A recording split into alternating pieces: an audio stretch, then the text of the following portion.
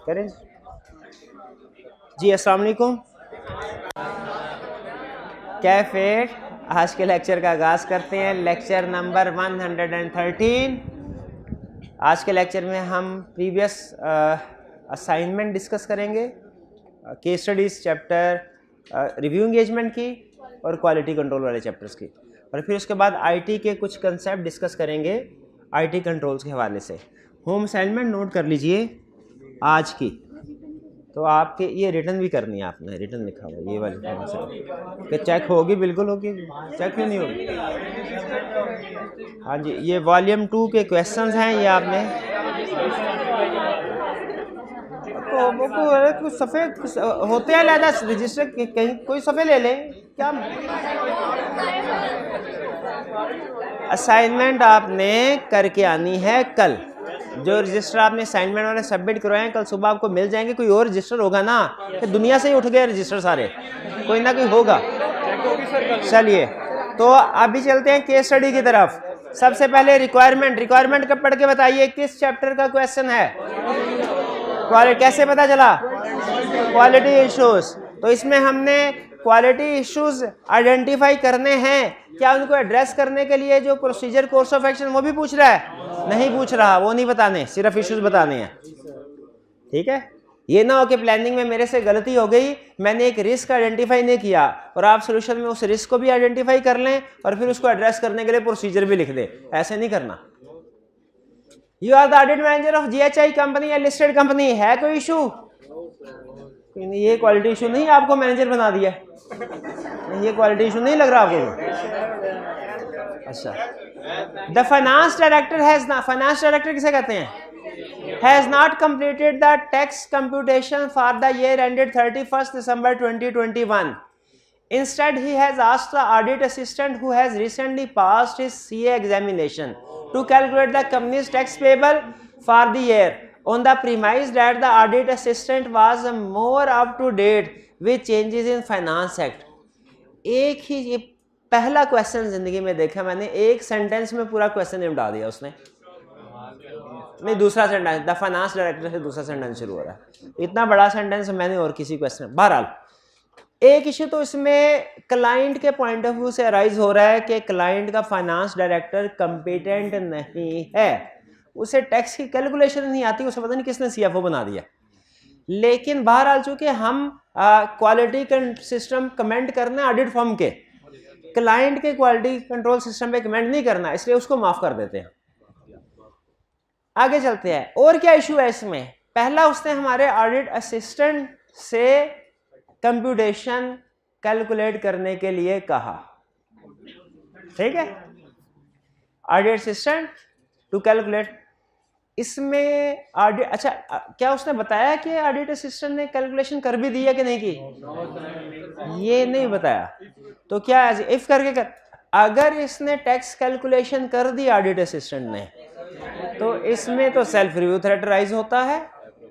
ठीक है, इसको टीम का हिस्सा नहीं होना चाहिए। अच्छा, असल में पहली चीज तो ये कि याद रखिएगा, जो इंडिविजुअल टीम मेंबर्स होते हैं इनको प्रैक्टिस में अलहदा से कोई असाइनमेंट, क्लाइंट की असाइनमेंट करने की इजाजत नहीं होती। इसको बड़ा नेगेटिव समझा जाता है कि फर्म के बिहाफ पे आप किसी जगह पे जाएं और फिर पर्सनली क्लाइंट जो है उसको सर्विसेज प्रोवाइड करे, बिलिंग रिसीव करे। ये गलत प्रैक्टिस है। तो पहला इशू तो ये कि इस इंडिविजुअल टीम मेंबर को ही ये सर्विस और एक्सेप्ट नहीं करनी चाहिए थी। ये एथिक्स के अगेंस्ट है कि वो फर्म को बताए बगैर ट्रेनिंग के दौरान में कोई सर्विसेज प्रोवाइड करे क्लाइंट को। दूसरा, अब अगर उसने ये सर्विस प्रोवाइड कर दी है तो उसको उस टीम का हिस्सा नहीं रहना, क्योंकि इसमें सेल्फ रिव्यू थ्रेट राइज होगा। क्लियर हो गया। तीसरा, क्लाइंट सीए फर्म को भी चाहिए, सीए फर्म के क्लाइंट को अवेयर करे कि हमारे जो इंडिविजुअल टीम मेंबर्स होते हैं इनकी कंपिटेंस की हमारी जिम्मेदारी नहीं है। अगर आप इनसे कोई सर्विसेज हासिल करते हैं तो ये हमारी जिम्मेदारी नहीं होंगे, क्योंकि इंडिविजुअल्स का वो कंपिटेंस लेवल नहीं है जो कि सीए फर्म के पार्टनर्स का होता है। क्लियर।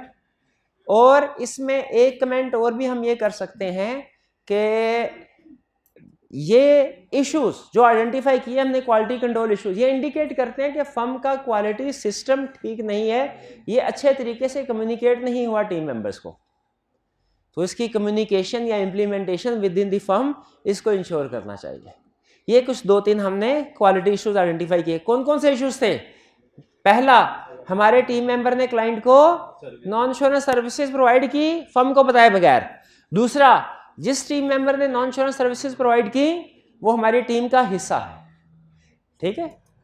और तीसरा, फर्म को ऑडिट क्लाइंट को नॉन इंश्योरेंस सर्विसेज प्रोवाइड की जा रही हैं ऐसे पर्सन की तरफ से जो प्रोबेबली कॉम्पिटेंट नहीं है सर्विसेज प्रोवाइड करने के लिए। और फिर फोर्थ हमारा पता है आपको जनरल पॉइंट मैंने आपको बताया था कि जब कभी क्वालिटी इश्यूज है, इसका मतलब है जो मॉनिटरिंग या implementation of the quality system है विद इन द फर्म वो ठीक नहीं। क्लियर? Next question 4। क्वेश्चन 4 में क्या कह रहा है जी? लंबा question. You have been assigned as audit manager on as requirement पढ़ लेते हैं। Comment on the quality of the planning and performance of the audit of the company, discussing the quality controls and other professional issues raised। कह रहे इसमें quality control के issues या किसी दूसरे स्टैंडर्ड के इश्यूज अगर सामने आते हैं वो आप उनको रेज कीजिए, आइडेंटिफाई कीजिए। इसका मतलब है किस चैप्टर का क्वेश्चन है? क्वालिटी। कैसे पता चला? क्वालिटी से। You have been engaged, you have been assigned as audit manager on S Limited, a listed company. The audit manager who was previously assigned is on privilege leave due to personal reason। कह रहा है personal reasons की वजह से वो privilege leave के ऊपर है। यानी कुछ लीव्स ऐसी होती है जो एनुअली हर एम्प्लॉय को दी जाती है। तो जो मैनेजर है उसके पास कोई लीव्स का बैलेंस होगा, उसने कहा 10, 12, 15 दिन मेरे पास हैं, इनमें साल खत्म होने से पहले लीव्स ले लो ताकि लीव्स ज़ाया ना हो जाए। अब मुझे ये बताइए, वो मैनेजर 15 दिन की लीव पे चला गया फॉर एग्जांपल, आपके ख्याल में टीम को कोई फर्क पड़ेगा कि नहीं पड़ेगा? पड़ेगा। अच्छा, the draft financial statement for the year show profit before tax for the year for rupees 200.2 million and total asset rupees 650.5 million. अच्छा, इससे पहले मैं यहीं पे डिस्कस कर लेते हैं उस इशू को। क्या इंगेजमेंट के दौरान में मैनेजर छुट्टियों पे नहीं जा सकता? जा सकता है। इवन बहुत से ट्रेनिंग स्टूडेंट्स भी इंगेजमेंट के दौरान छुट्टियों पे जाते हैं जो एग्जाम की प्रिपरेशन के लीव्स होती हैं। प्रॉब्लम छुट्टियों पे जाने पे नहीं है, प्रॉब्लम इस चीज़ पे है कि पहले से पता हो कि हमारे किस किस टीम मेंबर ने छुट्टी पे जाना है, हम उसका बैकअप प्लान करें। ठीक है, प्रॉब्लम इस चीज़ में।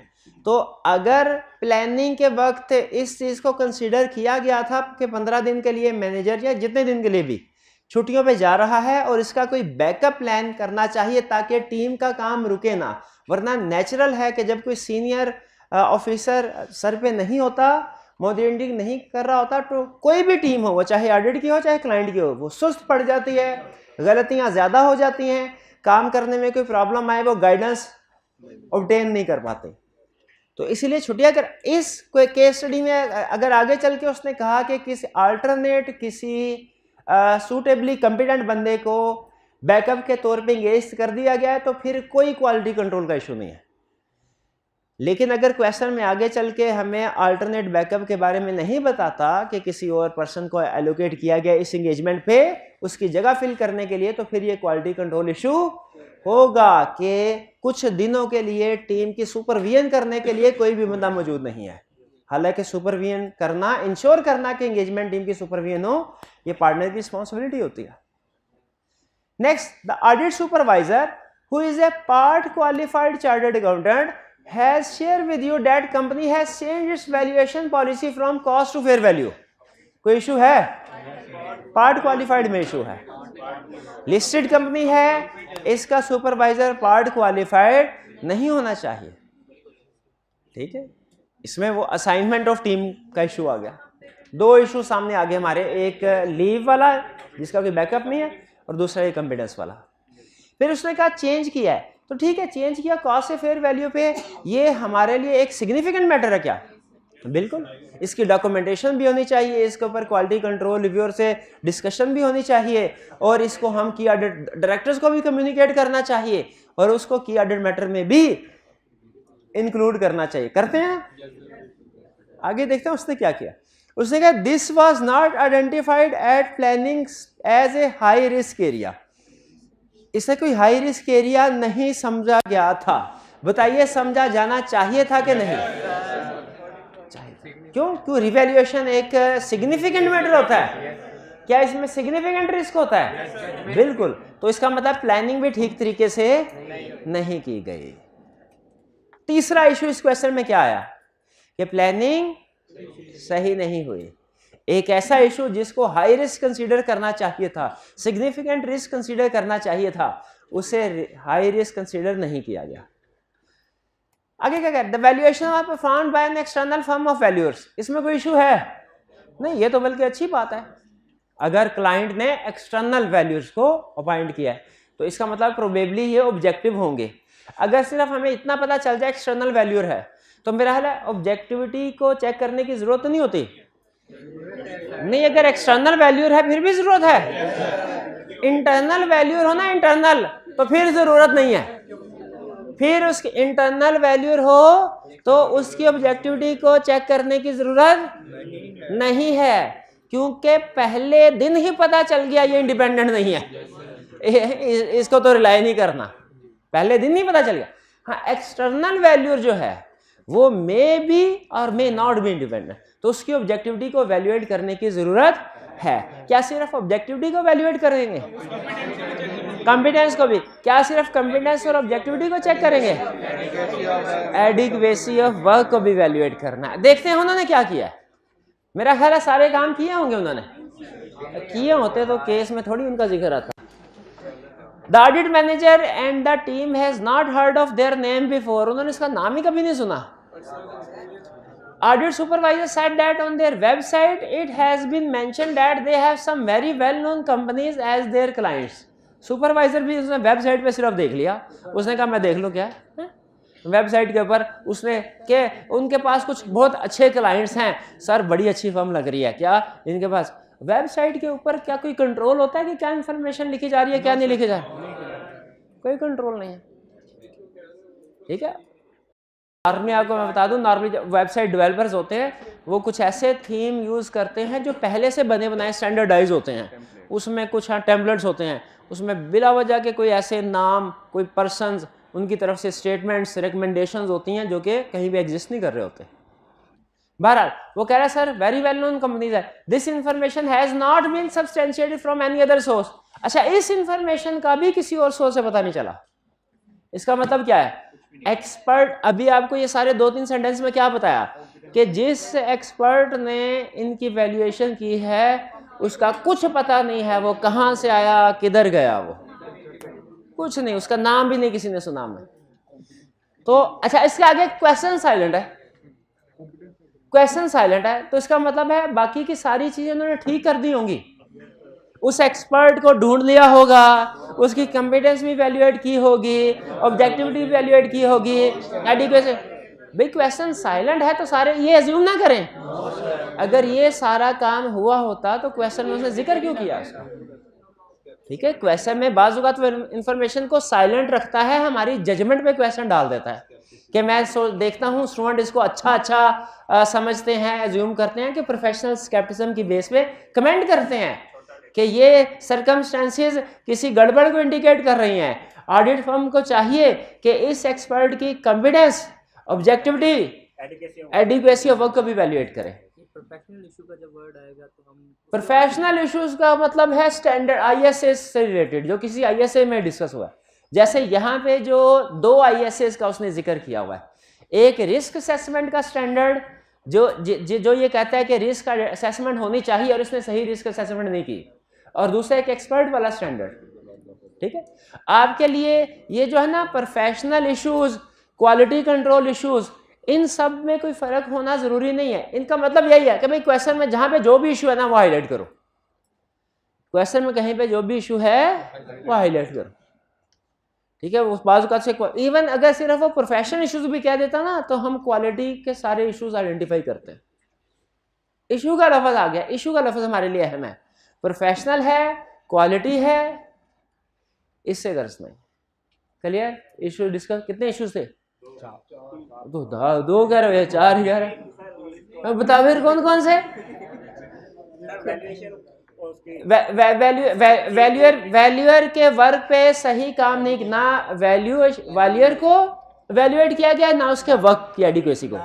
एक कॉम्पिटेंस भी हो गया, ठीक है हो गया। पार्ट क्वालिफाइड बंदा था, शाबाश, 2 सुपर। कंप्यूटर हो गया यार, कितनी दफा है?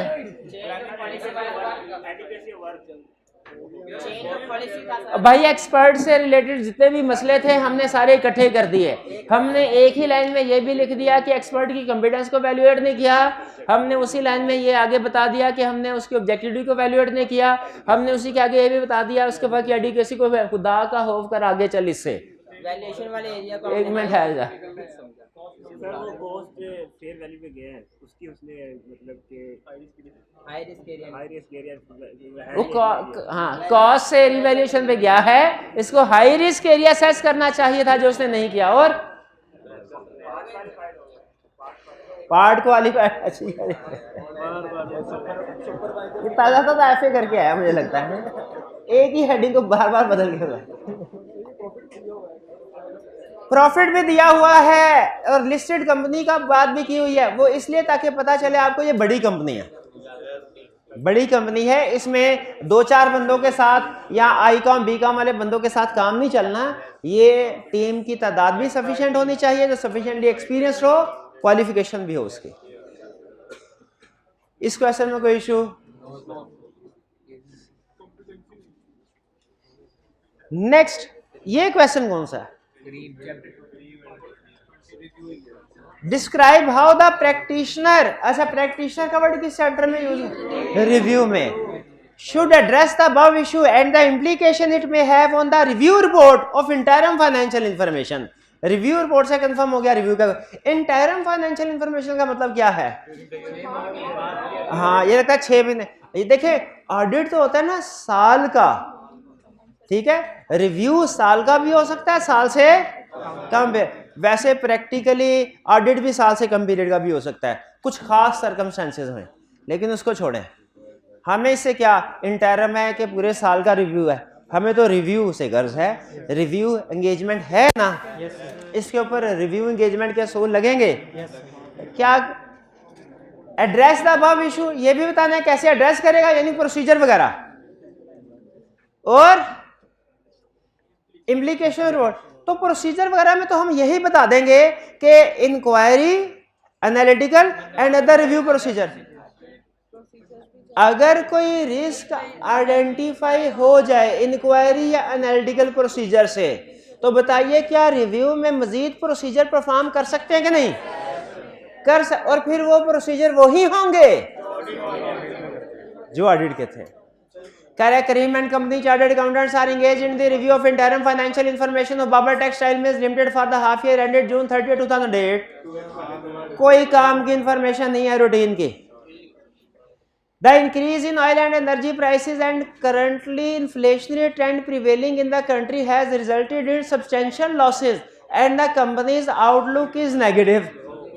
ये तो लगता है ताज़ा तक कोई आजकल का ही क्वेश्चन बना है। ऑयल प्राइसेस भी बढ़ रही हैं, एनर्जी प्राइसेस भी बढ़ रही हैं, इन्फ्लेशन भी बढ़ रही है। अच्छा और क्या कह रहे हैं? More over in view of recessionary pressure being faced by the US and many of the European union economies, some of the large customers in those countries have not renewed their orders and many other are expected to follow। बड़े बड़े customers भी हमारे हाथ से निकल गए। ये है किस्सा। अच्छा 2008 में भी इसी तरह की सिचुएशंस आई थी जिस तरह की ये कोरोना की, और कोरोना के बाद से पूरी दुनिया में इकोनॉमी सिचुएशन आ रही है। अब तो खैर काफ़ी सिचुएशन बेहतर हो गई है। 2008 में क्रेडिट क्राइसिस, क्रेडिट क्रंच आया था, इसलिए उसमें भी तकरीबन सिमिलर आपको लग रहा होगा शायद आजकल के हालात की बात कर रहा है।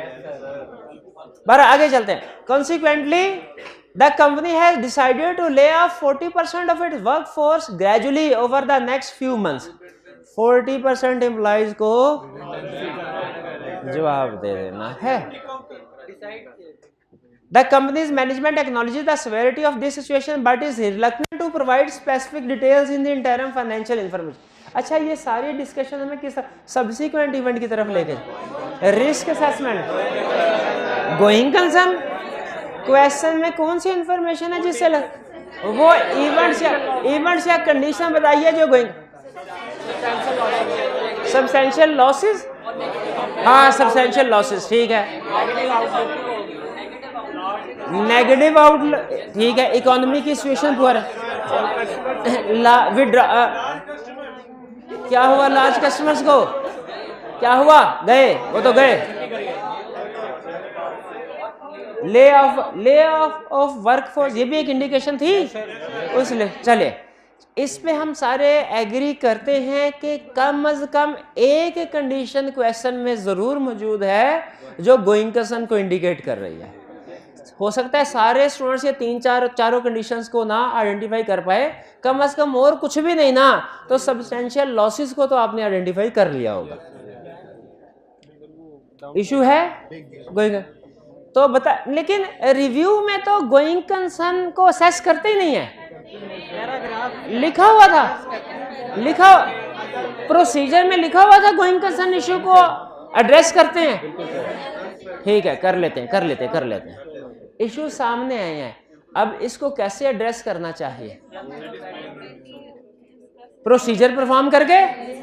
वो प्रोसीजर यहाँ पे जिक्र होना चाहिए कि नहीं कि इवेंट्स या कंडीशन. अच्छा, कौन से प्रोसीजर, टू आइडेंटिफाई वाले या ऑन कौन से? On identify. शाबाश, वो छाप देंगे. आंखें बंद करके सुनाओ. चांस कौन से प्रोसीजर थे, सुनाओ.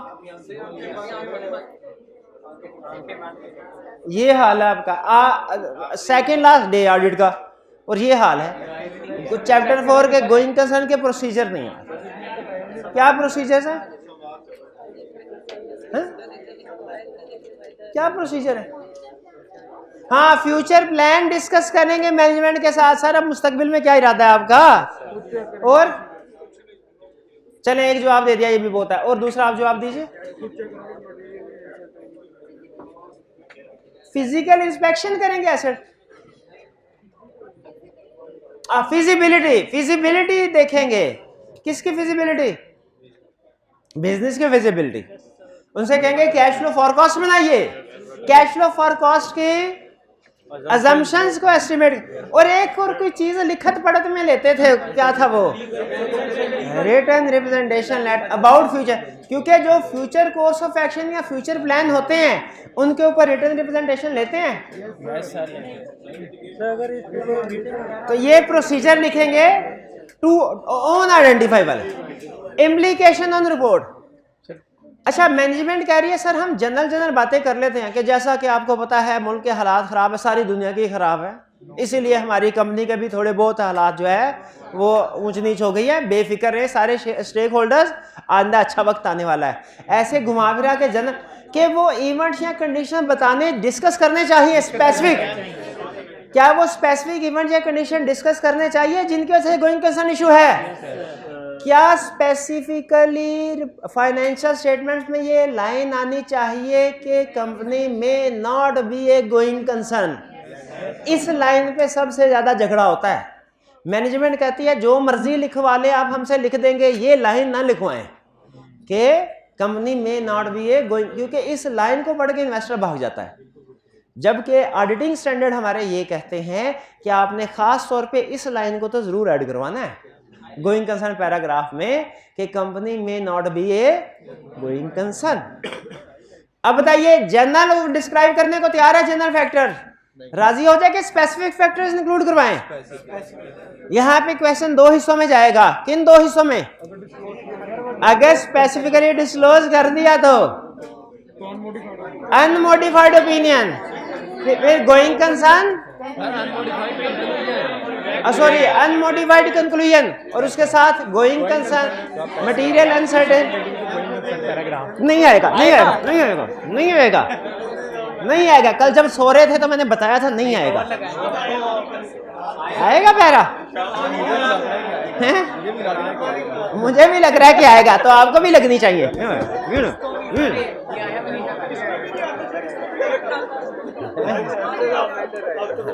अब तो बिल्कुल भी नहीं आएगा।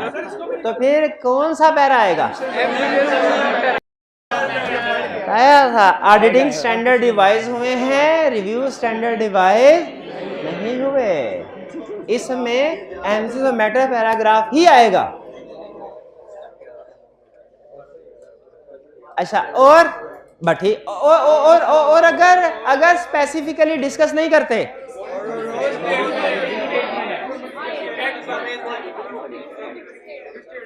शाबाश, तो क्या होगा?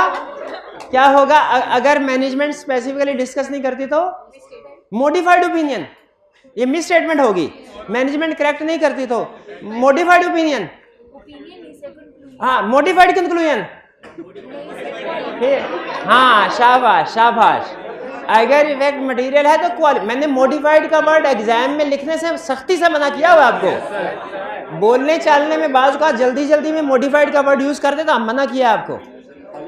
If effect is material qualified conclusion, if effect is pervasive adverse conclusion. Auditor shall also explain nature of misstatement in basis for adverse conclusion paragraph. Practitioner, ठीक है। क्वेश्चन 1 क्लियर हो गया जी। अब जो अगला क्वेश्चन है, इस पे तो उसने रिपोर्टिंग इम्प्लीकेशन के ऊपर क्वेश्चन पूछा था ना, रिव्यू की रिपोर्ट के ऊपर। हमने रिपोर्ट भी पढ़ी थी, लेकिन ज्यादा फोकस उसका प्रोसीजर के ऊपर होता है, आपको पता है। रिपोर्टेशन के क्वेश्चन में ज्यादातर, तो ये नेक्स्ट क्वेश्चन प्रोसीजर का है, जिसमें आपसे ये कंसेप्ट टेस्ट करना चाह रहा है कि क्या आपको पता है कि ऑडिट के प्रोसीजर और रिव्यू के प्रोसीजर में क्या फर्क होता है? क्या फर्क होता है? प्रोसीजर कम होते हैं, इसमें लिमिटेड प्रोसीजर होते हैं। लिमिटेड प्रोसीजर से क्या मुराद है? कौन से होते हैं? Inquiry, analytical and other. यानी और कौन से प्रोसीजर नॉर्मली नहीं होते? टेस्ट ऑफ कंट्रोल और टेस्ट ऑफ डिटेल। याद रखें, अगर इंक्वायरी और एनालिटिकल प्रोसीजर से तसल्ली हो जाए और कुछ दूसरे जैसे गोइंग कंसर्न पे पूछ लें, सब्सिक्वेंट इवेंट पर, तो फिर कोई प्रोसीजर मजीद परफॉर्म नहीं करने। लेकिन अगर इंक्वायरी और एनालिटिकल प्रोसीजर से फर्दर इशू सामने आए तो याद रखें फिर वो सारे, क्योंकि अब इशू सामने आ गए हैं ना, अब तो आंखें बंद नहीं कर सकते, अब वो सारे प्रोसीजर परफॉर्म करने पड़ेंगे। जैसे गोइंग कंसर्न वाले एग्जांपल सामने आए, नॉर्मली हम क्लाइंट से पूछते हैं इंक्वायरी और एनालिटिकल प्रोसीजर से, और कोई गोइंग कंसर्न का इशू सामने नहीं आता, तो हम जो प्रोसीजर ऑडिट में पढ़े थे ना, टू आइडेंटिफाई वाले प्रोसीजर, वो परफॉर्म नहीं करते। रिव्यू में going concern indicators, going concern issues identify करने वाले प्रोसीजर परफॉर्म, लेकिन अगर वो आपको याद है वो 5-6 प्रोसीजर थे जिसमें वो इंटरम फाइनेंशियल रिपोर्ट्स को पढ़ना था, बोर्ड ऑफ डायरेक्टर्स के मिनट्स को पढ़ना था, मिनट्स ऑफ द, हाँ जी बिल्कुल, वो इंस्पेक्शन में आता है, इंस्पेक्शन में वो टेस्ट ऑफ डिटेल में चले जाता है वो प्रोसीजर। तो हम रिव्यू में ये प्रोसीजर परफॉर्म नहीं करते, लेकिन अगर क्लाइंट खुद से हमें बता दे या हमें पता चल जाए तो फिर इसको इग्नोर भी नहीं करते और फर्दर प्रोसीजर परफॉर्म करने होते हैं। ये ज़हन में रखिएगा। नॉर्मली सिर्फ inquiry, analytical and other review procedure perform करते हैं, test of control, test of detail perform, लेकिन अगर कोई रिस्क सामने आ जाए, इशू सामने आ जाए, उसको एड्रेस करने के लिए कर सकते हैं। कह रहे you are the audit engagement partner of a list as requirement, discuss the above issues and their implication on your report. हाँ ये तो पता चल गया मुझे, ऑडिट का क्वेश्चन है, ऑडिट चैप्टर 4 का क्वेश्चन है ऑडिट रिपोर्ट का। हाँ रिपोर्ट दो, अब हमें पता चला रिपोर्ट दो है, पहले नहीं पता था, एक हफ्ता पहले तक नहीं पता था। तो क्वेश्चन में क्या हमें कहीं बताएगा कि रिव्यू रिपोर्ट की बात हो रही है कि ऑडिट की? बिल्कुल बताएगा। You are the audit engagement partner of a listed company steel limited, the firm is currently in the process of completing limited scope review of SL's interim financial statements. दो चीजों से पता चल गया रिव्यू है। एक उसने लिमिटेड स्कोप रिव्यू का लफ्ज ऐड कर दिया, इंटरिम फाइनेंशियल स्टेटमेंट। शुरू में ऑडिट एंगेजमेंट पार्टनर का लफ्ज यूज किया। ये असल में ना प्रैक्टिकली अगर किसी कंपनी ने रिव्यू करवाना हो ना तो वो अपने ऑडिट भी करवा रही हो वो, तो वो अपने ऑडिट फर्म से कहते हैं सर आप भी रिव्यू ही कर दें, रिव्यू करते हैं। हमारी फर्म के एक क्लाइंट थे, वो हर 6 महीने बाद ऑडिट भी करवाते थे और साल बाद रिव्यू भी। उनके टर्म्स ऑफ एंगेजमेंट में ऑडिट एंगेजमेंट की टर्म्स भी थी और रिव्यू की टर्म्स की एंगेजमेंट भी थी। बताइए क्या इसकी इजाजत है? एक ही एंगेजमेंट लेटर में ऑडिट एंगेजमेंट की टर्म्स भी हो, रिव्यू की भी? बिल्कुल इजाजत है, वो हमने स्टडी किया था। एनी अदर एंगेजमेंट अलग-अलग भी कर सकते हैं, इकट्ठे भी कर सकते हैं। आगे चलते हैं। For the year ended December 31, 2007, the audit team has recently concluded their work with following findings for your decision. अब आए हैं इश्यूज, काम की बात तो अब आई है। करे inventory is a significant item of the balance sheet but the practitioner was not asked to attend the stock count at the end of the period. Consequently, audit team relied on the count communicated by the management.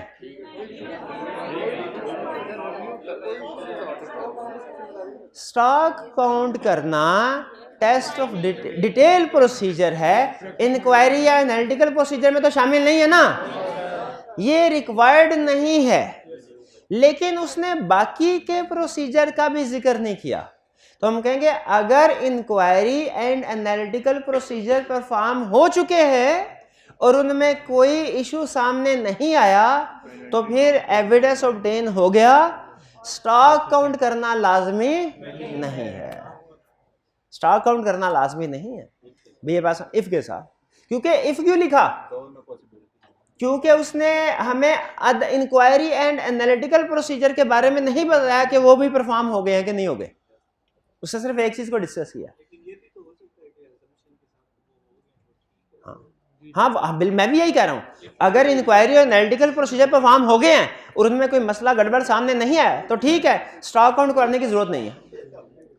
लेकिन अगर इसी if के साथ लेकिन अगर इसी question में वो ये कहता कि आपने आगे फर्दर आपने पिछले साल के साथ कंपेयर किया और आपको पता चला कि इस साल 30% स्टॉक का बैलेंस ज्यादा है और कुछ ऐसी लोकेशन पे भी स्टॉक शो हो रहा है जिस पे पिछले साल स्टॉक मौजूद नहीं था,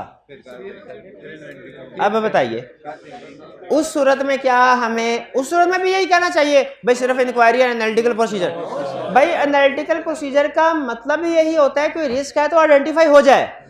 अगर कोई रिस्क आइडेंटिफाई हो रहा है तो फिर तो जाहिर है लाजमी आगे कुछ ना कुछ करना है, ठीक है। वो तो अगर एनालिटिकल प्रोसीजर से कोई रिस्क सामने ना आए फिर रिव्यू में बात खत्म करते हैं,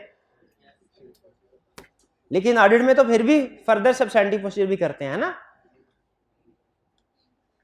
ऑडिट में याद रखिए सब्सटेंटिव प्रोसीजर में हमारी 2 एग्जांपल थी, याद है? एनालिटिकल प्रोसीजर और टेस्ट ऑफ डिटेल्स। नॉर्मली हर एरिया में दोनों प्रोसीजर होते हैं ऑडिट में, लेकिन रिव्यू में सिर्फ analytical procedure, test of detail normally. हाँ, अगर एनालिटिकल प्रोसीजर से मसले मसाइल सामने आ रहे हों फिर टेस्ट ऑफ डिटेल। ये मेन कंसेप्ट है ऑडिट और रिव्यू का प्रोसीजर्स के point of view. Second, a setup of the company in Lahore having carrying value of rupees 235 million has been sold to an associated undertaking for rupees 240 million. किस लफ्ज़ से पता चला? The minutes of the board of directors showed that the transaction was carried out at an arm's length price. Transaction इसका मतलब है कोई fraudulent transaction का इशू नहीं है। उसने क्वेश्चन में हमें बता दिया कि आर्म लेंथ बेसिस पे हुई। No explanatory note has been given in the financial statement. यानी रिस्क ऑफ फ्रॉड का मसला नहीं है, मिस स्टेटमेंट का मसला है। तो इस सिचुएशन में क्या हमें रिव्यू में रिलेटेड पार्टीज को कंसीडर करना चाहिए? उससे रिलेटेड डिस्क्लोजर को इंश्योर करना चाहिए? बिल्कुल करना चाहिए। तो हम मैनेजमेंट से रिक्वेस्ट करेंगे कि इसको इंक्लूड करें फाइनेंशियल स्टेटमेंट्स में, और अगर मैनेजमेंट इसे इंक्लूड नहीं करती, मिस स्टेटमेंट, क्वालिफाइड या adverse conclusion plus explain nature of misstatement in basis for qualified और एडवर्स कंक्लूजन। क्लियर जी? आखिरी question, as a percentage of total debts the provision for bad debts are in accordance with the previous history of the company. फिर से पढ़ लें, information क्या दे रहा है। कह रहा है as a percentage of total debts of the provision for bad debt are in accordance with previous history of the company. यानी पास्ट में जो provision for bad debts debtor के कितने परसेंट होते थे, इस साल भी ये एनालिटिकल प्रोसीजर परफॉर्म हुआ कि नहीं हुआ? हो गया। इससे कोई रिस्क सामने आया? क्यों सामने नहीं आया? क्योंकि वो इसके मुताबिक ही है। However, due to time constraints, the practice of using age analysis of data has not been used this time. Time कम था इसलिए एज एनालिसिस क्यों नॉट रिक्वायर्ड है? क्योंकि हमारा इंक्वायरी एनालिटिकल प्रोसीजर से कोई रिस्क सामने नहीं आया और एनालिटिकल प्रोसीजर परफॉर्म कर दें हमने, ये रिक्वायर्ड नहीं था, इसमें कोई स्कोप लिमिटेशन नहीं। अच्छा, आज मैंने पूछ लिया सर से कोई आपकी क्लास नहीं है तो अभी 15 मिनट बैठ जाए। क्लास में 15 मिनट लेट शुरू हुआ, ऐसे ना किया, और 2:30 बजे शुरू हुई थी, ऐसे ना किया।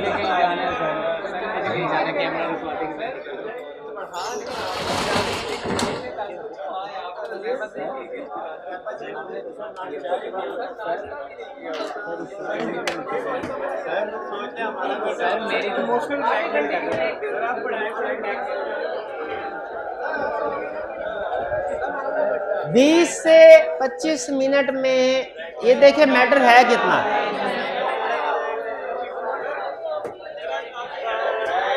अच्छा नहीं, क्या मेरे लिए क्या होगा? मैं आधे घंटे की 20 मिनट का लेक्चर है और आधे घंटे की ब्रेक दे दूं?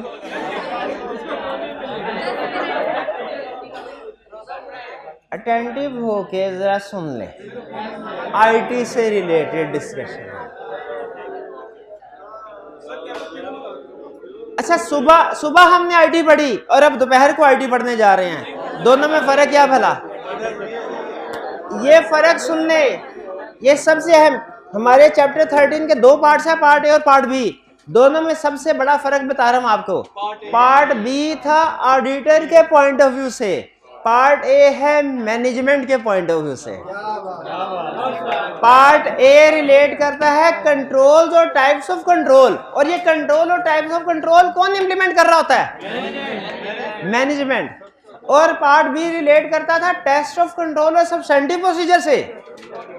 वो तो फर्क समझ आया? 2 पार्ट्स, पार्ट ए। अच्छा, तो इसका मतलब है आज के लेक्चर में, और सारा आज नहीं, इतनी हिम्मत नहीं है हम में कि इतना सारा दिन पढ़ के अभी नहीं, थोड़ा सा आज के लेक्चर में और कल के लेक्चर जो आएंगे हैं, जो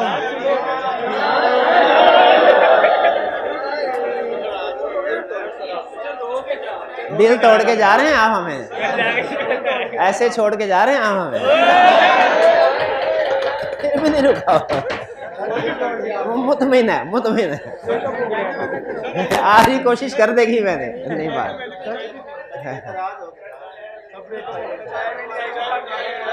चाहे कल इंशाल्लाह कल के लेक्चर में। अब भाईजान ये इन्होंने चाय रेंज नहीं किया, इनको चाय के साथ साथ कोई समोसे का जुर्माना भी डालते हैं।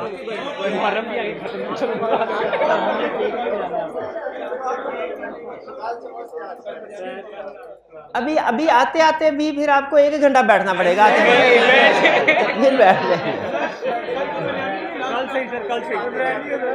चैप्टर 13 कंट्रोल को डिस्कस करता है।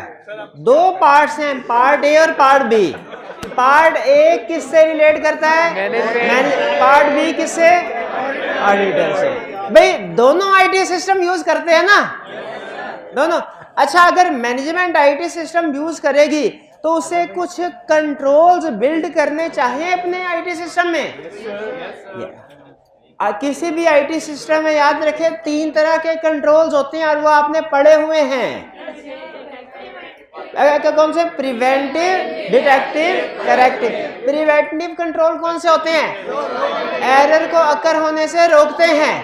डिटेक्टिव कंट्रोल कौन से है? जो एरर अकर हो जाए उसे आइडेंटिफाई करते हैं। करेक्टिव जो आइडेंटिफाई हो जाए उनको ठीक करना हो। ठीक है, अच्छा सुनिए, मुझे बताइए, अब मुझे बताइए सारी एग्जांपल आईटी की, ये कंसेप्ट आईटी पे भी अप्लाई होता है, मैनुअल कंट्रोल्स पे भी। मैनुअल कंट्रोल भी 3 तरह के होते हैं। एग्जांपल सिर्फ आईटी की शेयर करें या कुछ इक्का दुक्का मैनुअल भी, ताकि कंसेप्ट पक्का हो जाए। मैनुअल की, अच्छा बताइए, ऑथोराइज, हर एक्सपेंस से पहले उसकी ऑथोराइजेशन होती है, कौन सा कंट्रोल है? प्रिवेंटिव। रिकंसिलिएशन बनाई जाती है ताकि बैंक, बैकअप पॉलिसी इंप्लीमेंट की गई है ताकि कभी फाइल्स करप्ट हो तो रिस्टोर हो सके। बैकअप प्रिवेंटिव है कि करेक्टिव है?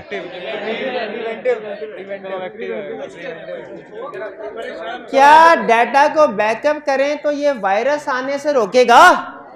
वायरस आने से नहीं रोकेगा। बैकअप करेक्टिव कंट्रोल है। एंटीवायरस इंस्टॉल करना प्रिवेंटिव है। शाबाश। तो अब ये देखिए, अच्छा एक्सेस कंट्रोल्स इंप्लीमेंट करना, एक्सेस कंट्रोल से क्या मुराद है?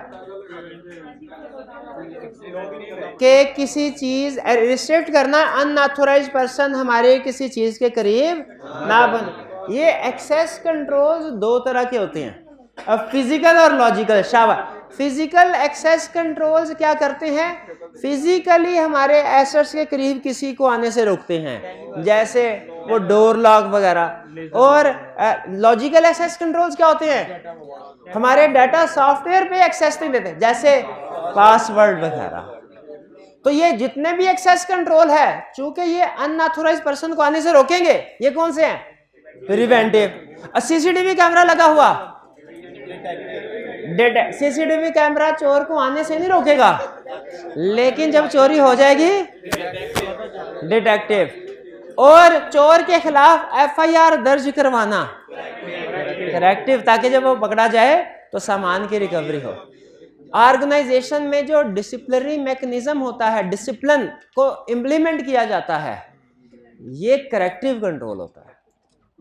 अच्छा करेक्टिव। अच्छा मुझे ये बताइए, ये भाईजान ने अपना मोबाइल जो है अपनी जेब में संभाल के रखा, किसी को नहीं दिखा रहे, कौन सा कंट्रोल है? प्रिवेंटिव। प्रिवेंटिव है, फिजिकल एक्सेस। और फिर पासवर्ड भी लगाया हुआ है, ये भी प्रिवेंटिव है। दोनों में फर्क क्या है?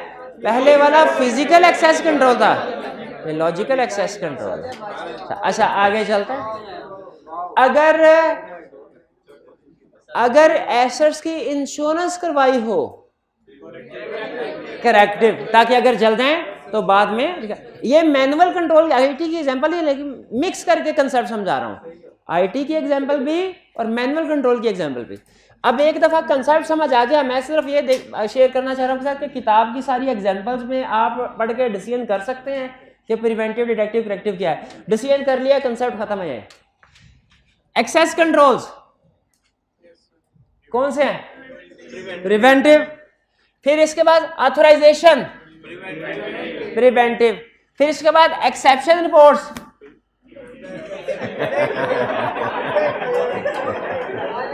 इतना आसान नहीं आई क्या? एक्सेप्शन रिपोर्ट्स क्या होती हैं? वो कोई ना कोई वायलेशन ऑफ कंट्रोल्स को इंडिकेट कर रही होती है। जैसे हमने वो अभी सुबह की एग्जांपल में पढ़ा था, टेस्ट डाटा में, पेरोल में। हाँ जी बिल्कुल। सेग्रीगेशन ऑफ ड्यूटीज, ताकि एक ट्रांजैक्शन में एक से ज्यादा लोग इन्वॉल्व होंगे ना, अगर कोई एक गलती करेगा भी तो वो फाइनल रिकॉर्ड होने से पहले कोई दूसरा बंदा आइडेंटिफाई कर लेगा। सेग्रीगेशन ड्यूटीज, ये रिकॉर्ड करने से पहले आइडेंटिफिकेशन हो जाती है, सेग्रीगेशन, इसीलिए प्रिवेंटिव है। Exception report, reconciliation, review of logs. Logs पता है क्या होते हैं? लॉग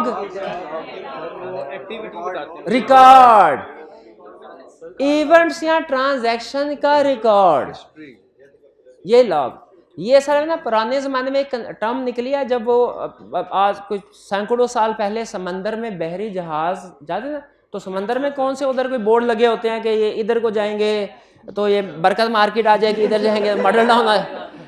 तो क्या करते थे वो कैप्टन जो होते थे वो लॉग मेंटेन करते थे कि इतनी देर इस स्पीड पे ट्रैवलिंग करे तो ये जजीरा आता है, इस जजीरे से दाएं को मुड़ना, इस तरीके से उन्होंने अब बुक मेंटेन करते थे, कहते थे लॉग बुक, जिसमें वो पूरे सफ़र के सारे हालातों वाक़यात का जिक्र करते थे, हैं कि समंदर में ये इस जगह पे ये बला घूम रही है, इसके गिर्द कोई ना है, लॉग बुक।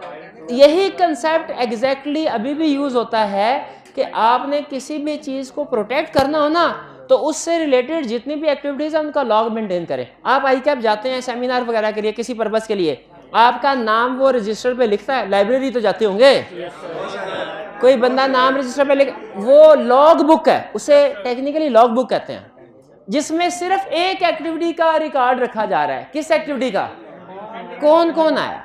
लेकिन अगर हम IT सिस्टम की बात करें ना, IT सिस्टम में जो लॉग मेंटेन किया जाता है उसे सिस्टम लॉग कहते हैं। उसे क्या कहते हैं, सिस्टम लॉग का मतलब history, record of event transaction. कौन सी इवेंट्स जो सिस्टम से रिलेटेड होंगे, वो सिस्टम लॉग से मुराद सिस्टम में जो भी एक्टिविटी, जैसे किसने इसको एक्सेस किया, किसने पासवर्ड एंटर किया, गलत एंटर पासवर्ड किया, उसका भी रिकॉर्ड मेंटेन हो रहा होता है, किसने कब एक्सेस किया, कौन सी फाइल ओपन की, कौन सी फाइल में चेंज किया, कौन कौन सी वेबसाइट को विजिट किया, ICAP की वेबसाइट पे कितनी देर विजिट किया, फेसबुक यूट्यूब पे कितना विजिट किया, ये सारे रिकॉर्ड मेंटेन एक्टिविटीज मेंटेन हो रही होती है। ये तो आपको पता ही होगा, ये है सिस्टम लॉग। इंटरनेट स्पीड इसका भी लॉग मेंटेन हो रहा होता है। तो ये सारी एक्टिविटीज का, तो ये सिस्टम लॉग समझ आ गया क्या है। अच्छा, अगर सिस्टम लॉग समझ आ गया तो बताइए, सिस्टम लॉग इंश्योर करता है ऑडिट ट्रेल कंप्लीट हो। अब ये ऑडिट ट्रेल क्या भला है, ऑडिट ट्रेल है, हाँ, एबिलिटी आपको, ऑडिट ट्रेल आपको इस काबिल बनाता है कि आप किसी भी ट्रांजैक्शन को स्टार्ट से लेके एंड तक या एंड से लेके स्टार्ट तक आप उसको ट्रेस कर सकें, वॉक थ्रू कर सकें। और मुझे खुद बताइए, ये ऑडिट ट्रेल अगर सिस्टम लॉग मेंटेन ना हो रहा हो और रिकॉर्ड ही किसी चीज का ना बन रहा हो, क्या ऑडिट ट्रेल पॉसिबल है? नहीं पॉसिबल। तो ऑडिट ट्रेल समझ आ गया क्या, ability of users to trace transaction. System log समझ आ गया, इन दोनों का कनेक्शन क्या है? सिस्टम लॉग की वजह से ऑडिट ट्रेल पॉसिबल होता है। लेकिन ऑडिट ट्रेल इलेक्ट्रॉनिक भी हो सकता है, पेपर बेस्ड भी हो, जैसे गुड डिस्पैच। अगर मैं आपसे कहूं ऑडिट ट्रेल बनाए, सेल के ट्रांजैक्शन का ऑडिट ट्रेल क्या होगा? आप कहेंगे सर सेल इनवाइस GL में जो रिकॉर्ड हुई है, फिर उससे पीछे GDN से पीछे सेल्स ऑर्डर से पीछे रिक्विजिशन कस्टमर की, ये सारा ऑडिट ट्रेल है। अब कंप्यूटर इजाद होने से पहले भी ऑडिट ट्रेल होता था, ये पेपर बेस्ड होता था। कंप्यूटर इजाद होने के बाद कुछ ऑर्गेनाइजेशंस ऐसी हैं जो सिर्फ और सिर्फ ये सारी डॉक्यूमेंट प्रिपेयर करती हैं, लेकिन सिर्फ इलेक्ट्रॉनिकली, पेपर बेस्ड नहीं।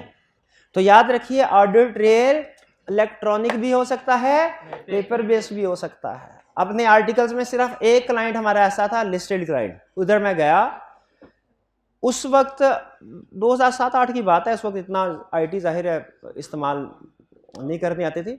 तो क्लाइंट से मैं कहूँ सर जरा गुड डिस्पैच नोट तो दिखाएं, वो कहते हैं सर आप करीब आके बैठ गए, ये 2-3 सर ये देखे गुड डिस्पैच नोट। मैंने कहा ये कैसा गुड डिस्पैच नोट है, इसको प्रिंट तो निकाले। कहता सर पेपरलेस एनवायरनमेंट है, प्रिंट नहीं, ऐसे ही चेक कर लें।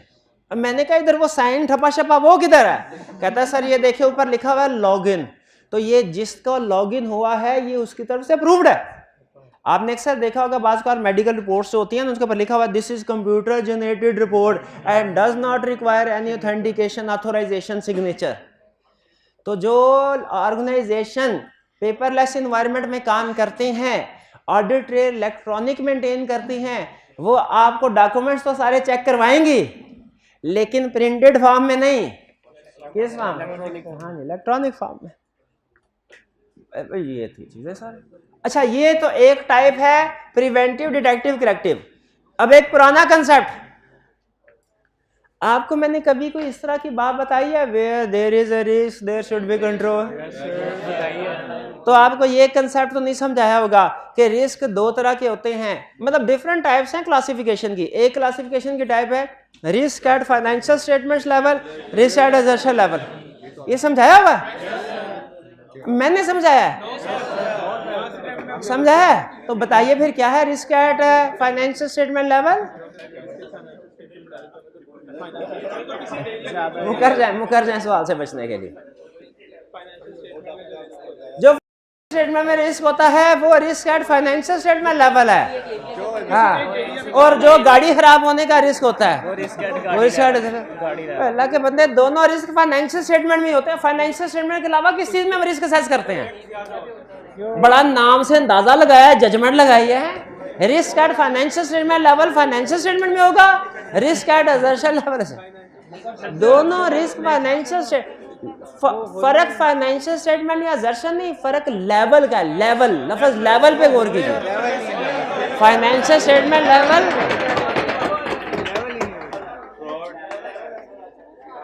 असर्शन। अच्छा मुझे बताइए, जिस तरह रिस्क दो लेवल पे, एक वो रिस्क जो बहुत से एरियाज को, बहुत सी असर्शन को इफेक्ट करता है, रिस्क एट फाइनेंशियल, और एक वो रिस्क जो स्पेसिफिक असर्शन, रिस्क एट। उसी तरह कंट्रोल भी दो लेवल पे नहीं होने चाहिए। एक वो कंट्रोल जो स्पेसिफिक एप्लीकेशन, अच्छा आईटी की जबान में ना एप्लीकेशन एरिया को कहते हैं। तो अगर मैं कहूँ ना सेल्स एप्लीकेशन तो सेल्स एरिया, और अगर मैं कहूँ इन्वेंट्री एप्लीकेशन, तो वो कंट्रोल जो बहुत सी एप्लीकेशंस को इफेक्ट करते हैं वो है जनरल कंट्रोल, और वो कंट्रोल जो स्पेसिफिक एप्लीकेशन को इफेक्ट करते हैं वो है एप्लीकेशन कंट्रोल।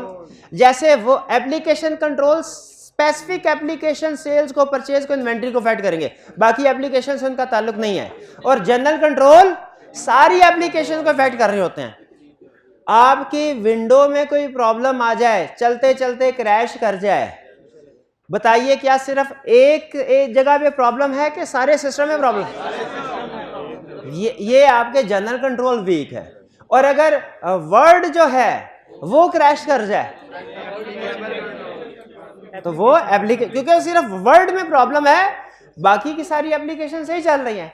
तो अगर हमने गौर से सुनिएगा, इसी एग्जाम्पल के जरिए से मैं अगला लर्निंग ऑब्जेक्टिव भी आधा डिस्कस करने जा रहा हूं।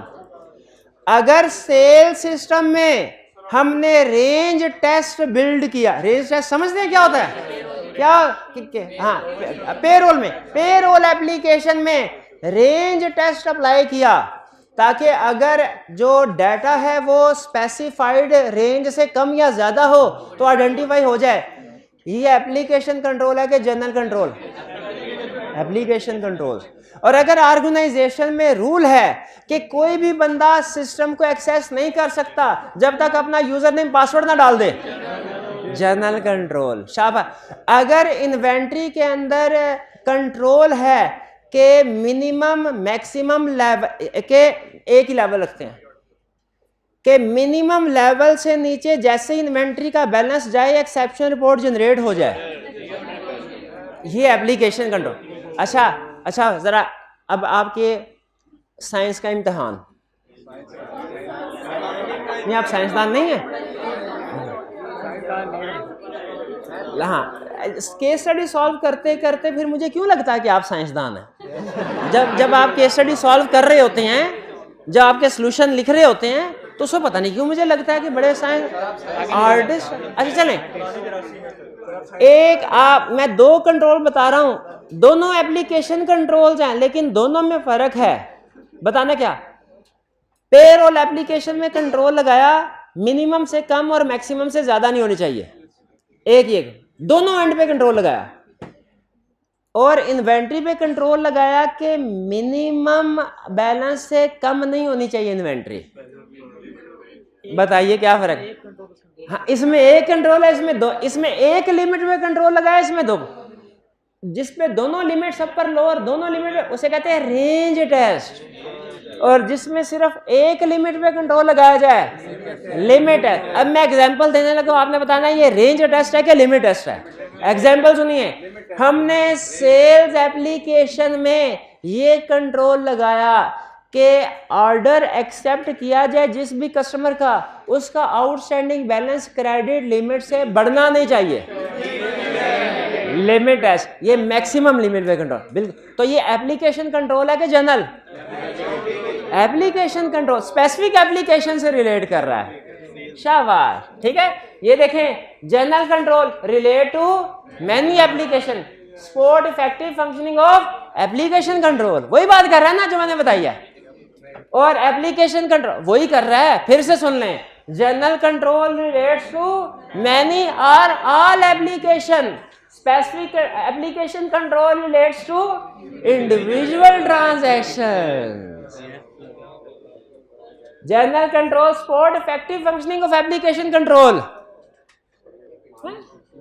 अच्छा, उसने एक बड़ी एग्जाम में 3 नंबर के साथ अजीब बात पूछ ली। पहले पूछा करता था रिस्क और मटेरियलिटी का क्या रिलेशनशिप है, हम उसे बता देते थे। फिर पूछा करता था इंटरनल कंट्रोल सब्सटेंटिव पूछो कि क्या रिलेशनशिप है, हम बता दिया करते थे। अब क्या पूछा, जनरल कंट्रोल और एप्लीकेशन कंट्रोल का क्या रिलेशनशिप है।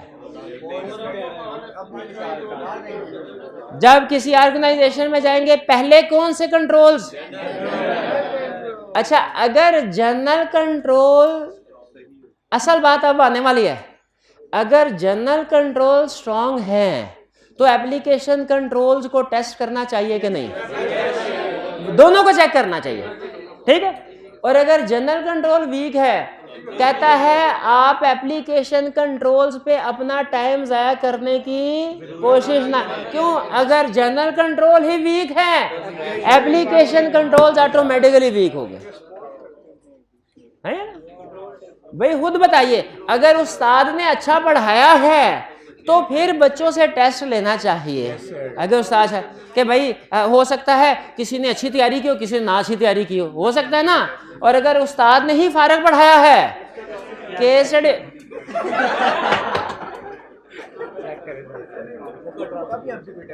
अच्छा 2 रिस्क होते हैं, एक होता है ओवर ऑडिटिंग का, एक अंडर ऑडिटिंग का। एक एफिशिएंसी को इफेक्ट करता है कि ये पढ़ाया था ना सैम्पलिंग में।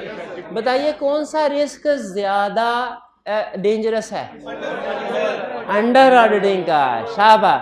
तो 6 दिन, कल का दिन मिला, आने वाला दिन मिला के 6 दिन हो जाएंगे। 6 दिन ज्यादा पढ़ा दिया और 1 महीना पहले सिलेबस कंप्लीट करवा दिया, नहीं दोनों ही गलत हैं, लेकिन ज्यादा रिस्क किसमें है। तो जल्दी काम कर लेना, ऑडिटर के पॉइंट ऑफ व्यू से सोचिए, जल्दी काम कर लेना हमेशा एफिशिएंसी को इंडिकेट नहीं करता। हाँ जी, इसमें वो केस स्टडी नहीं की थी, उसने कहा पिछले साल की निस्बत इस साल तबाही फिरी थी कंपनी में, कंपनी के लोग छोड़ के चले गए थे, डॉक्यूमेंट्स का रिकॉर्ड बड़े डिस्टर्बिंग हालत में था। और सीनियर आके कहने लगा सर देखे मेरी एफिशिएंसी मैंने पिछले साल से आधे वक्त में कंप्लीट कर ली ऑडिट। याद है केस स्टडी? तो क्या रिस्क था, क्या रिस्क था, उसने भी ऑडिट कर लिया।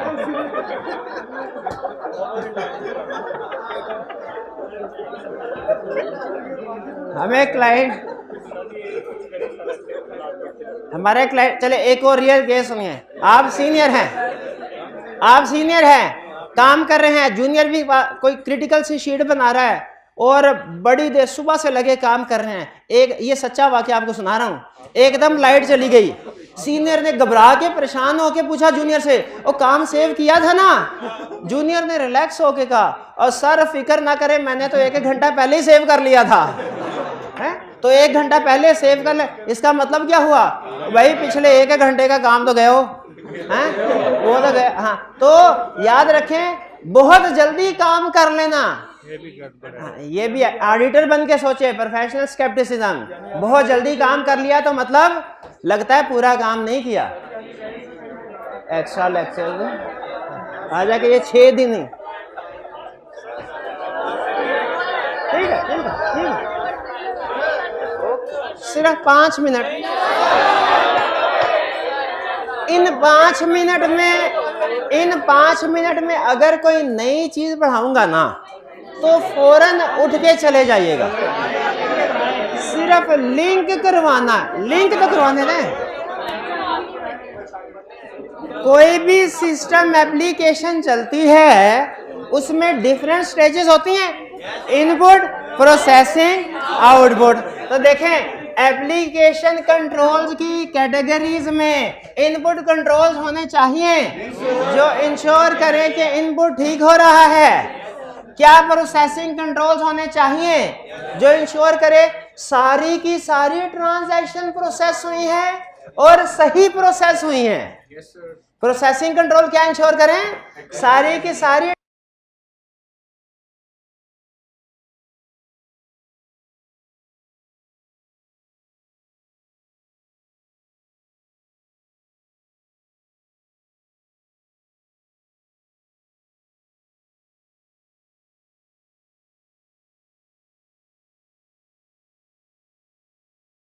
कंप्लीट कॉन्फिडेंशियल रिपोर्ट सारी, चाहे वो सैलरी की रिपोर्ट हो, चाहे आपके मेडिकल टेस्ट की रिपोर्ट हो, कॉन्फिडेंशियल होनी चाहिए। सिर्फ ऑथोराइज्ड पर्सन के पास जाए, अनऑथोराइज्ड पर्सन के पास नहीं जाए। Master file and standing data. अच्छा, जो भी कोई एप्लीकेशन होती है ना, एप्लीकेशन चाहे सेल्स की हो, उसमें दो तरह का डाटा होता है। एक वो जिसे ट्रांजैक्शनल डाटा कहते हैं, एक वो जिसे मास्टर डाटा कहते हैं। ट्रांजैक्शनल डाटा वो होता है जो डे टू डे हर ट्रांजैक्शन के साथ चेंज होता है, जैसे इन्वेंट्री का बैलेंस। लेकिन कुछ डाटा ऐसा होता है जो ट्रांजैक्शन के साथ चेंज नहीं होता, जैसे रेट लिस्ट। तो हर ट्रांजैक्शन में जो हमारी आउटपुट रिपोर्ट है, जो ट्रांजैक्शन, वो तो कॉन्फिडेंशियल वगैरह होनी चाहिए। जो master file and standing data है, ऐसा data day to day basis पे चेंज नहीं होता। जैसे सेल्स एप्लीकेशन में इसकी एग्जांपल क्या है, रेट लिस्ट। पेरोल एप्लीकेशन में इसकी मिसाल क्या है मास्टर फाइल स्टैंडिंग डाटा की,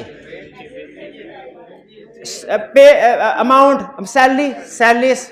ठीक है, तो ऐसा डाटा जो है वो एक्यूरेट होना चाहिए और कंप्लीट होना चाहिए। जी बिल्कुल।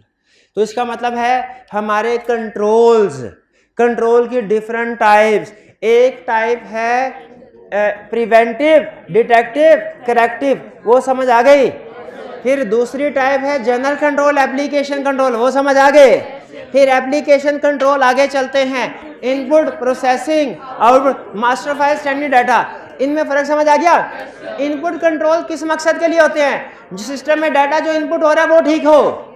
प्रोसेसिंग कंट्रोल्स क्या इंश्योर करते हैं, जो ट्रांजैक्शन प्रोसेस हो रही है वो ठीक, करेक्टली और कंप्लीटली हो। आउटपुट कंट्रोल क्या इंश्योर करते हैं, जो रिपोर्ट जनरेट हो रही है कॉन्फिडेंशियल रहे, ऑथराइज्ड पर्सन तक जाएं। और मास्टर फाइल स्टैंडिंग डाटा क्या इंश्योर करता है कि डाटा जो हमारा मास्टर डाटा है, जो डे टू डे ट्रांजैक्शन से चेंज नहीं होता, वो एक्यूरेट, कंप्लीट रहे। अब आखिरी चीज जो हमने पहले पढ़ ली है, इनपुट कंट्रोल्स की एग्जांपल। आपने ये तो सवाल पूछा ही नहीं, sir please explain with the help of example. Input controls क्या होते हैं, explain with the help of example. अच्छा एक मिनट हारे, अब आपकी जजमेंट इसमें एक मिनट हारे, मैं अपनी ईमानदारी से जो कभी नहीं करवाया और जो आप अभी समझ भी नहीं सकते वो नहीं करवा रहा। चेक डिजिट ये कल करवा दूंगा, इस पे टाइम ज्यादा लग, बाकी 2 मिनट में निमट जाएंगे अगर अटेंटिव हो के जवाब। पहला, लिमिट टेस्ट और रेंज टेस्ट में फर्क क्या है। पेरोल शीट में हमने ये कंट्रोल लगाया कि मिनिमम और मैक्स, मिनिमम से कम ना हो, मैक्सिमम से ज्यादा, या रीजनेबल टेस्ट भी कहते हैं। और लिमिट टेस्ट सिर्फ एक लिमिट, लोअर यहां पर लिमिट पे कंट्रोल लगाया। चलिए सीक्वेंस चेक, ये क्या है कि आपकी documents pre numbered, sequentially pre numbered हो। हर अगली सेल इनवाइस पिछली सेल इनवाइस का नेक्स्ट नंबर हो, दरमियान में ब्रेक ना हो। अगर सीक्वेंस टेस्ट में आपको पता चला कि दरमियान में कुछ ट्रांजैक्शन में ब्रेक है, इसका मतलब है वो ट्रांजैक्शन मिसिंग है, कंप्लीटली रिकॉर्ड नहीं हुई। एग्जिस्टेंस टेस्ट का मतलब क्या है कि देखा जाए जो डाटा है वो आपके मास्टर डाटा में एग्जिस्ट कर रहा है कि नहीं ट्रांजैक्शन। जैसे एग्जिस्टेंस टेस्ट में क्या करते हैं, हमने परचेज ऑर्डर इशू करना है तो जिस सप्लायर को इशू किया एग्जिस्टेंस टेस्ट चेक करेगा क्या अप्रूव्ड सप्लायर की लिस्ट में इसका डाटा एग्जिस्ट कर रहा है। पेरोल एप्लीकेशन है तो जो पेरोल शीट प्रिपेयर हो रही है उस पे एग्जिस्टेंस टेस्ट लगाया जाएगा। देखो ह्यूमन सोर्स डाटा के रिकॉर्ड में जो फाइल्स हैं इस एम्प्लॉय का डाटा उधर मौजूद है, कहीं फेक तो नहीं है। एग्जिस्टेंस का मतलब देखना मेन डाटा। और बैच टोटल आपको सेल सिस्टम परचेज सिस्टम में करवाया था, क्या था, नंबर ऑफ ट्रांजैक्शन काउंट करना जो एंटर हुई है मैन्युअली काउंट करके मैच करना दोनों बराबर है कि नहीं। और इसमें आपको दो बैच टोटल में दो कंट्रोल बताए थे, एक था नंबर ऑफ ट्रांजैक्शन काउंट करके मैच करना, एक था amount sum. Number of transaction को मैच करने को ये बैच टोटल की एक टाइप है, ट्रांजैक्शन काउंट कहा था, और अमाउंट्स को टोटल करके कंट्रोल टोटल। तो control total is a type of batch total in which total of amount is compared, और transaction count is a type of batch total in which. अच्छा कल दूंगा 50 रुपए, अभी नहीं है, अभी वो बैग में जो मुझे फर्क बताएगा कल नहीं 50 मिलेंगे, कल आप फर्क ही बताएं। कंप्लीटनेस चेक और एग्जिस्टेंस चेक में क्या फर्क है।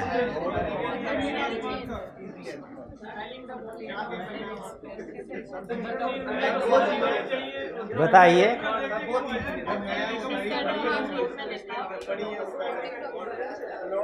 ये किताब दिखाइए, सवाल मैंने सही पूछा।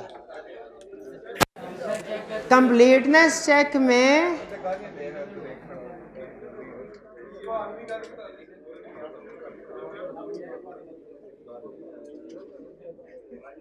हाँ, सीक्वेंस टेस्ट में कंप्लीटनेस में और सीक्वेंस टेस्ट में क्या फर्क है। अच्छा आई कैप की केस स्टडी के मुताबिक सवाल पूछूं आपसे। आई कैप की केस स्टडी आपको बता, ऑर्गेनाइजेशन में जीआरएन सीक्वेंशली प्री नंबर्ड बनती है, ये कंट्रोल था। कुछ जीआरएन मिसिंग है और ये टाइमली आइडेंटिफाई नहीं हो सकी। कौन सा कंट्रोल मिसिंग है? Sequence check. अच्छा दूसरा, जीआरएन के अंदर लिखा हुआ है कि इसमें डिफरेंट कॉलम है, डेट का, सप्लायर का, कौन से परचेज ऑर्डर के अगेंस्ट सप्लाई आई है और क्वांटिटी क्या है। लेकिन उस समय कंट्रोल ये था कि सारी फील्ड्स पूरी होंगी तो जीआरएन प्रोसेस होगा, वरना नहीं। उसमें परचेज ऑर्डर वाली फील्ड मिसिंग, फिल नहीं हुई थी, लेकिन उसके बावजूद जीआरएन प्रोसेस हो गया। ये कंप्लीटनेस है। कंप्लीटनेस का ताल्लुक है एक ही फॉर्म के अंदर डिफरेंट फील्ड से कि वो कंप्लीटली फॉर्म फिल हुआ है कि नहीं। और सीक्वेंस का ताल्लुक है ट्रांजैक्शन से। अगर कोई एक पूरी की पूरी ट्रांजैक्शन ही गायब है, सीक्वेंस ट्रांजैक्शन सारी मौजूद है, उसके अंदर कोई रिक्वायर्ड फील्ड इंफॉर्मेशन नहीं थी। डुप्लीकेशन चेक, कभी एक्सेल पे काम करते हुए आपको लगा अभी 2-3 लफ्ज ही टाइप किए हैं और बाकी के उसने दोबारा खुद से हाईलाइट कर दिए। डुप्लीकेशन चेक इंश्योर करने के लिए कि कोई ट्रांजैक्शन उसी नंबर की दोबारा रिकॉर्ड। खुद बताइए, ये सारी चीजें पहले पढ़ी हुई थी कि नहीं?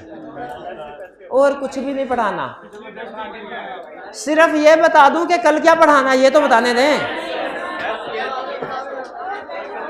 आखिरी 1 मिनट में सिर्फ ये बताना है कि आज पढ़ा क्या और कल क्या पढ़ाना है।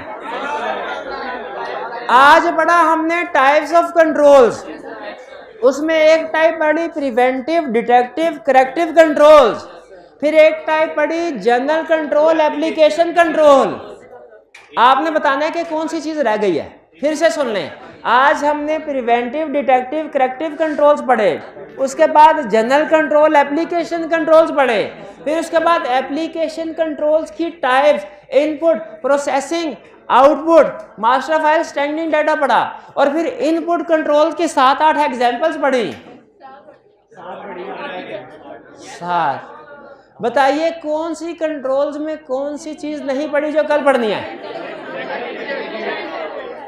आईटी जनरल कंट्रोल, शाबाश। एक चीज और नहीं पढ़ी? हाँ जी, चेक डिजिट। ये कल पढ़ेंगे और आपका कल मॉर्निंग का आखिरी लेक्चर खत्म। और दोपहर वाली क्लास में कल क्या पढ़ना है?